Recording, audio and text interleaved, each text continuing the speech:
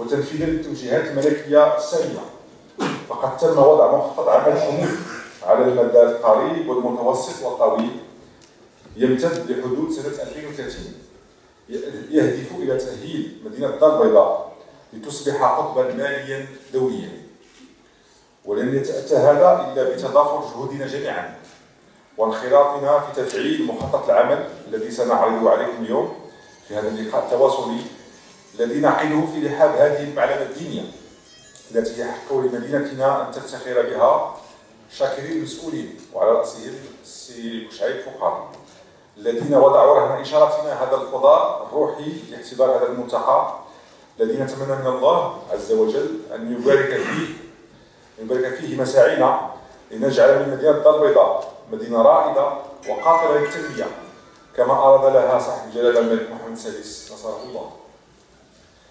ولتفعيل ذلك عملنا سويا سلطات ومنتخبين ومجتمع مدني فعل اعتماد المنهجية التالية: أولا تشخيص مشاكل مدينة الدار البيضاء وتقييم الأولويات. ثانيا بلورة مخطط لتغطية أولويات يتم إنجازه طيلة سنة 2014. وثالثا التفكير في الآفاق والتوجهات الاستراتيجية لمدينة الدار البيضاء على المدى المتوسط والطويل ما بين 2015 و 2030.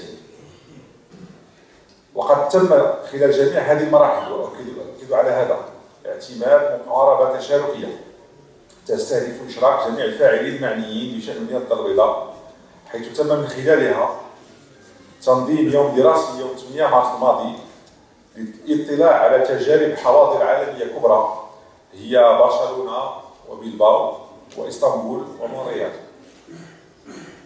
تم أيضا جمع المعلومات والمعطيات لدى مختلف المتدخلين الفعليين، مجلس الجهة، المجالس الإقليمية والجماعية، المجتمع المدني وشركات التنمية المحلية. وأخيرا وضع أرضية التفكير بإحداث 8 مجموعات لاقتراح توصيات بهدف بلورة استراتيجية لتنمية جهة الدار البيضاء الكبرى على المتوسط والطويل.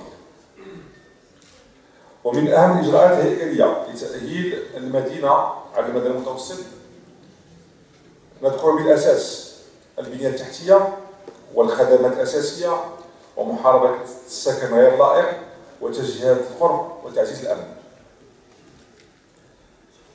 حضرات السيدات والسادة،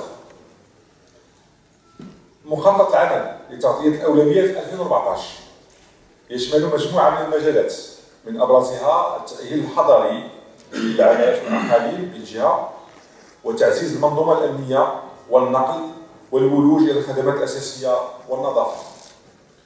ولبلورة هذا المخطط فقد تم اعتماد منهجية عمل دقيقة تستند على تحديد المشاريع حسب الأولويات والشركاء المحتملين لإنجازها وتكلفتها وأسباب عدم تعثرها. حضرات السيدات والسادة، إن بلورة هذه البرامج والمخططات الخاصة بالتنمية الاقتصادية والاجتماعية وتشجيع الاستثمارات لن تتم في غياب الظروف الملائمة لضمان أمن وسلامة المواطنين وحماية ممتلكاتهم.